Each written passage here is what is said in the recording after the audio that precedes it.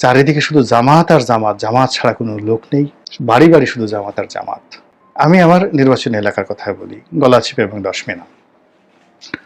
আমি যখন এমপি হলাম 2008 সনে, তখন দেখলাম যে তারা সাকুল্যে 1000-3000 লোক গলাচিপা দশমিনাতে জামাত শিবির করেন এবং মানে তারা ওই জামাত শিবির করেন, কোনোদিন মাথা উঁচু করে দাঁড়ান না। এর মধ্যে আমি 4-5 জনকে চিনতাম। এখন যিনি জেলা জামাতের আমির, তিনি একটা কলেজের শিক্ষক ছিলেন। তো আমি যখন হলাম, তাকে মারবে, সবাই মারবে, মানে তাকে মেরেই ফেলবে, এরকম একটা অবস্থা। উনি ওখানে শাহ আলম সাহেব, প্রফেসর শাহ আলম। তো আমি একদিন তাকে ডাকিয়ে আনলাম, এনে আমি বললাম যে আপনি আমার সঙ্গে চলেন, এবং প্রতিদিন পুলিশের যে ওসি, তাকে বললাম যে শাহ আলম সাহেবকে নিয়ে আমার বাসায় আসবেন এবং আমার সঙ্গে ব্যাডমিন্টন খেলবেন। উনি খুব ভালো ব্যাডমিন্টন খেলেন। তো ওই অবস্থাতে তাকে প্রোটেকশন দিলাম। এর বাইরে অন্যান্য যে কয়জন ছিলেন, যারা মূলত একটি মাদ্রাসার স্কুলের প্রধান শিক্ষক, একটা মাদ্রাসার প্রিন্সিপাল, তো তারা খুব সাবধানে জামাত করতেন, এত সাবধানে যে বলার মতো নয়। তো আমি ধারণা করলাম যে হায়েস্ট 3000 লোকের বেশি জামাতের কর্মী হবে না গলাচিপা দশমিনাতে, এবং ওটা দ্বিতীয় টুঙ্গিপাড়া। ওখানে আওয়ামী লীগের বাইরে জামাতের মানে যখন ছিল 3000, চরমোনাইয়ের ছিল 15,000 ভোট। ওখানে চরমোনাইয়ের ভোট বেশি। আর যেটা বলা হয় শর্ষিনা পীর সাহেব, তাদেরও 15,000-এর মতো ভোট আছে, যারা সবসময় আওয়ামী লীগকে ভোট দেয়। এরা চরমোনাইয়ের পীর সাহেবের মুরিদ। আর জামাতের বাইরে ওখানে বিএনপির যে ভোট 2008 সনে, এটা ছিল 60 থেকে 65,000, 60 থেকে 65,000। এবং 2008 সনে যে নির্বাচনটা খুবই প্রতিদ্বন্দ্বিতামূলক নির্বাচন হয়েছিল, এখন এর চেয়ে আর হয় না। এর কারণ হলো, যিনি বিএনপির প্রার্থী ছিলেন তিনি আমার মামার শ্বশুর শাহজাহান খান, এবং বিএনপি ওই এলাকাতে তিনিই প্রতিষ্ঠা করেছিলেন। আর আমি তো আওয়ামী লীগ থেকে গেলাম, তো ওই বছর সবচেয়ে বেশি কালেকশন হয়েছে। তো সেক্ষেত্রে উনি ভোট যেটা পেয়েছিলেন, সম্ভবত 62 বা 65,000-এর মতো ভোট পেয়েছিলেন। ওটাই আসলে বিএনপির সর্বোচ্চ ভোট ওখানে। আর আমি যেটা পেয়েছিলাম সেটা হলো 1,25,000 বা 22,000-এর মতো ভোট।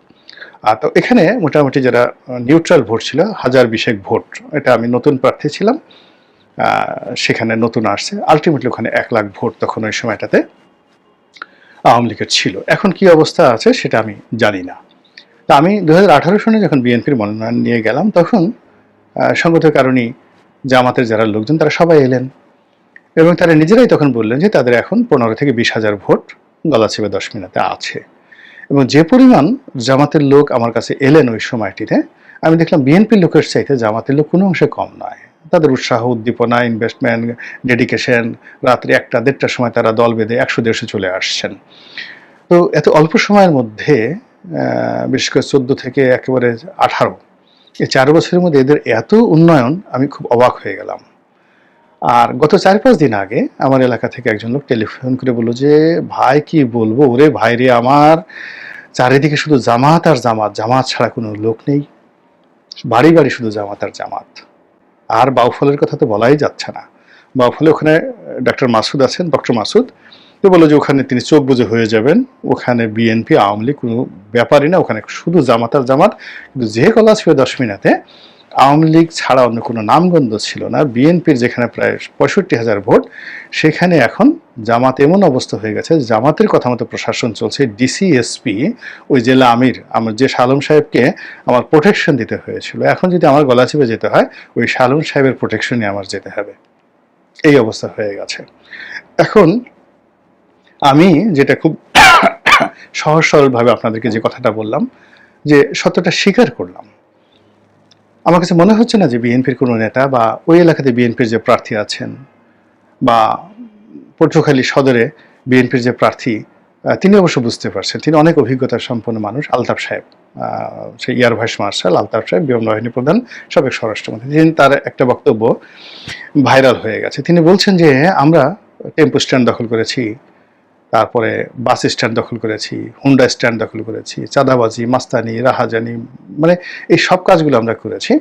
আর তারা কোর্ট কাচারি, অফিস আদালত থেকে শুরু করে সব কিছু তারা দখল করে রেখেছে। ফলে কি হচ্ছে, কৌশলে তাদের কাছে আমরা শিশু হয়ে গেছি।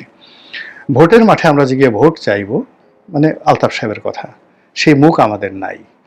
আর ভোটের মাঠে জামাতের একজন লোক যদি খালি তাদের পক্ষে ভোট চাওয়ার দরকার নেই।